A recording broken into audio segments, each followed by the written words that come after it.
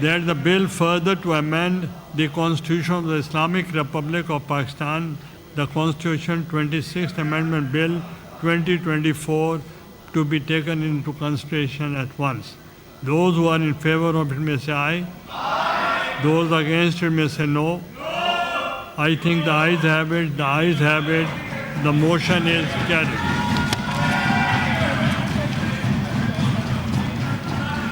Consideration of the bill, I hereby direct the visitors, galleries and lobbies to be cleared and doors to be locked. Senate میں 26ویں آئینی ترمیم 2/3 اکثریت سے منظور. مہینوں کی ریاست اور بیٹھک رنگ لے آئی. حکومت کی بھاگ توڑ اور رابطے کام کر گئے. وزیر قانون اعظم نذیر طاہر نے آئینی ترمیم سینٹ میں پیش کی. شکوہ ایوان کو اعتماد میں لیا. ترمیم کی حمایت میں 65 ارکان نے ووٹ کاسٹ کیا.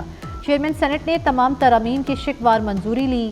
پہلی شک کی منظوری میں اپوزیشن کے 4 ارکان نے مخالفت کی، پھر واک آؤٹ کر گئے.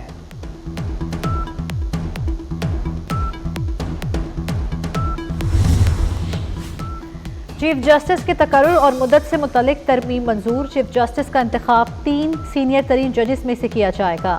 جوڈیشل کمیشن جائزہ لے گا. مدت ملازمت 3 سال ہوگی.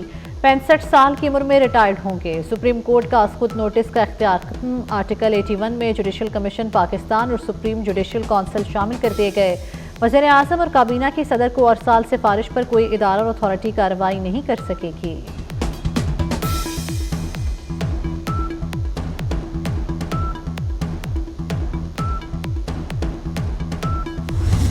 یہ طے کیا گیا کہ آئینی عدالت کی بجائے عدالت کے اندر ہی آئینی بینچز تشکیل کر دیے جائیں، اور یہ تجویز اپوزیشن سے بھی آئی تھی. علی ظفر صاحب بیٹھے ہوئے ہیں. انہوں نے برملا کہا تھا کہ آئینی بینچز تشکیل دے دیے جائیں، ہمیں اعتراض نہیں ہوگا. آئینی بینچز کا قیام کیا جا رہا ہے. جو سپریم کورٹ کی اوریجنل سیکشن دی گئی ہے، جو ایڈوائزری ان نیچر ہے، جو ان کی اوریجنل جورسڈکشن ہے، جس میں یہ سو موٹو میں عام زبان میں کہہ رہا ہوں، وہ بھی آتے ہیں.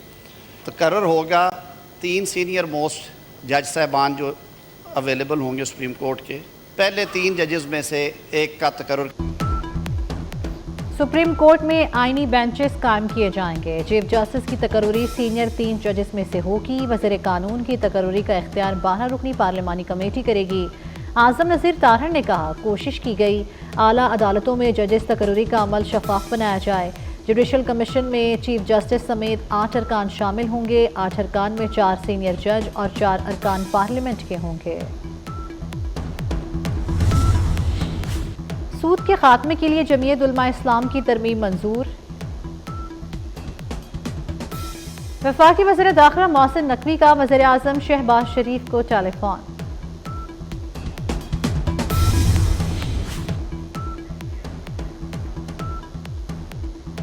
وفاقی وزیر داخلہ محسن نقوی کا وزیر اعظم شہباز شریف کو ٹیلی فون. 26ویں آئینی ترمیم منظور ہونے پر مبارکباد دی. وزیر اعظم شہباز شریف نے وفاقی وزیر داخلہ کی کاوشوں کو سراہا. محسن نقوی نے آئینی ترامیم اتفاق رائے سے منظور کرانے کے لیے دن رات کوششیں کی. حکومت اور اپوزیشن کو ساتھ بٹھایا، ٹوٹے ہوئوں کو بھی منایا.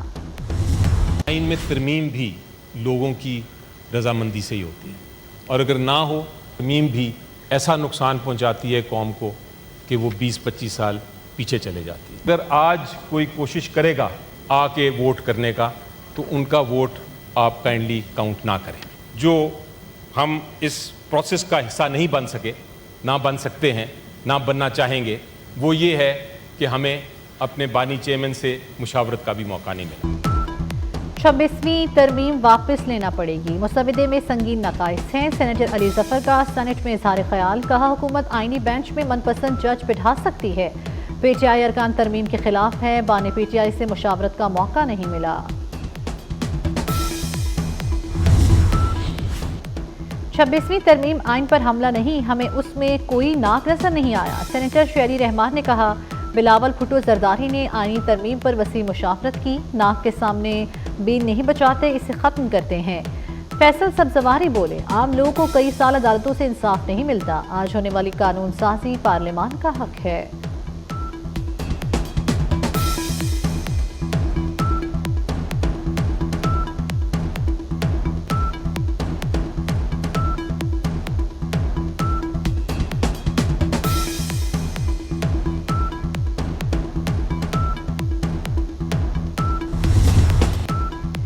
عدلیہ میں اب ساسواں کے فیصلے نہیں ہوں گے، سینیٹر ایمل ولی نے کہا ہمیں لاہور گروپ کے ججز کی ضرورت نہیں، آئینی ترمیم سے ثاقب نثار اور کھوسا جیسے ججز کا راستہ رک گیا۔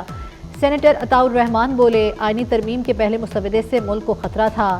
راجہ ناصر عباس نے کہا مولانا فضل الرحمان کی دانشمندی سے بربادیوں کے امکان کم ہو گئے۔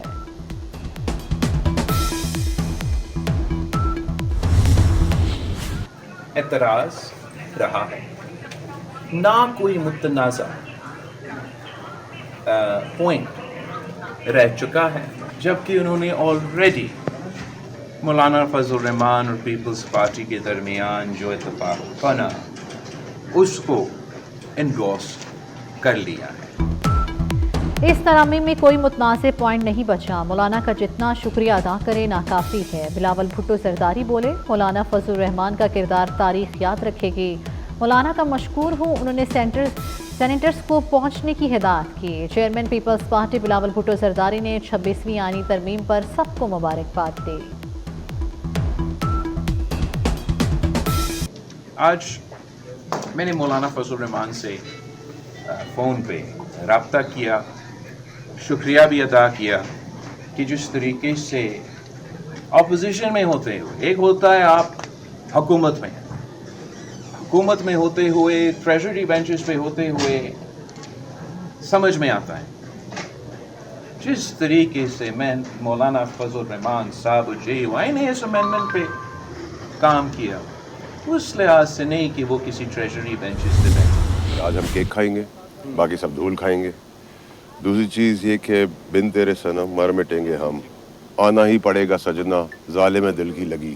PTI کا ایک بہت تگڑا فارورڈ بلاک بن گیا پلان کے تحت، اس کو ایک زیرج پولیٹیکل آدمی ہیڈ کرے گا۔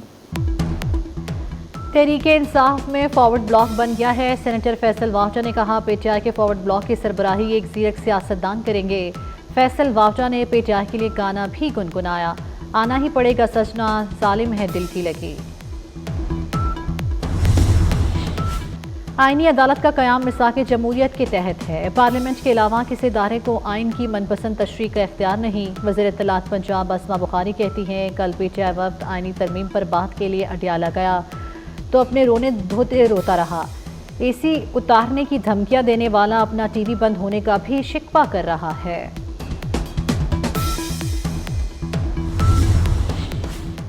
آکسفورڈ الیکشن بانے PTI کے صاحب کو شدید دھچکا، چانسلر کی دوڑ سے باہر ہونے کی وجوہات پر برطانوی اور عالمی میڈیا میں کوریج۔ عالمی میڈیا کے مطابق سرکاری تحائف بیچنا اور ریاستی راز فاش کرنا بانے PTI کی نااہلی کا باعث بنا۔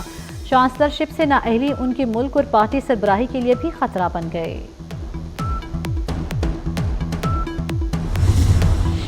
چیئرمین پیپلز پارٹی بلاول بھٹو زرداری کی آج دبئی روانگی متوقع، ذرائع کا کہنا ہے بلاول بھٹو زرداری آئینی ترامیم کی منظوری کے بعد آج رات دبئی روانہ ہوں گے۔ چیئرمین پیپلز پارٹی دبئی میں اپنی ہمشیرہ بختاور بھٹو اور بھانجوں سے ملنے جا رہے ہیں۔ عمر کوٹ میں جعلی پولیس مقابلے میں مارے گئے ڈاکٹر شاہ نواز کی میڈیکل رپورٹ نے ابتدائی رپورٹ جاری کر دی۔ ابتدائی رپورٹ میں اہم انکشاف سامنے آ گئے۔ رپورٹ کے مطابق ڈاکٹر شاہ نواز کی موت گولی لگنے سے ہوئی، شاہ نواز کی 4 پسلیاں ٹوٹی ہوئی تھیں، ڈاکٹر شاہ نواز کی کمر پر سخت چیز سے وار کیا گیا۔ تفصیلی رپورٹ 1 ماہ میں جاری کی جائے گی۔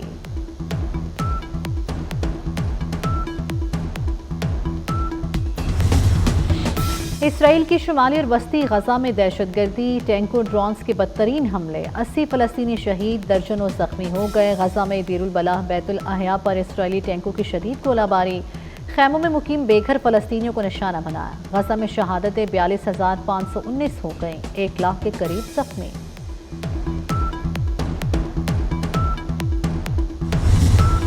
مشرق وسطی میں بڑھتی کشیدگی، ایران کا روس اور چین کے ساتھ عسکری تعاون میں اضافہ، ایران نے بحیرہ ہند میں روس اور سلطنت عمان کے ساتھ مشترکہ بحری مشقوں کا آغاز کر دیا۔ IMEX 2024 مشقوں میں پاکستان، سعودی عرب، بھارت سمیت 9 ممالک کے مبصرین بھی شرکت کر رہے ہیں۔ کینیڈا اور بھارت میں سفارتی کشیدگی، کینیڈا کا بھارت کے سفارتی عملے کو بھی ملک چھوڑنے کا نوٹس۔ کینیڈین وزارت خارجہ کے مطابق بھارت کے 6 سفارتکار نکالے جا چکے، باقی نوٹس پر ہیں۔ کینیڈین وزیر خارجہ نے کہتی ہیں کہ لوگوں کی سلامتی کے لیے خطرہ بننے والوں کو کینیڈا میں رہنے کی اجازت نہیں۔ بھارت نے بھی کینیڈین سفارتکاروں کو ملک چھوڑنے کا حکم دیا تھا۔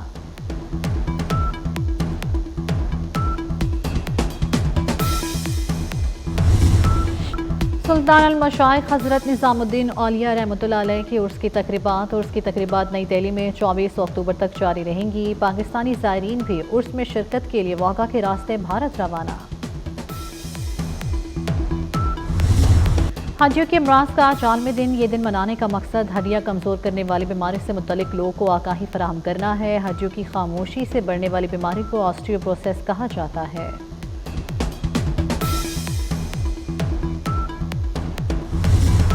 اور ایئر ٹریفک کنٹرولرز محفوظ فضائی سفر کے ضامن۔ پاکستان سمیت دنیا بھر میں آج ایئر ٹریفک کنٹرولرز کا دن منایا جا رہا ہے۔ اس دن کی مناسبت سے دنیا بھر کے airports per air traffic controller کے اعزاز میں تقریبات کا اہتمام کیا گیا۔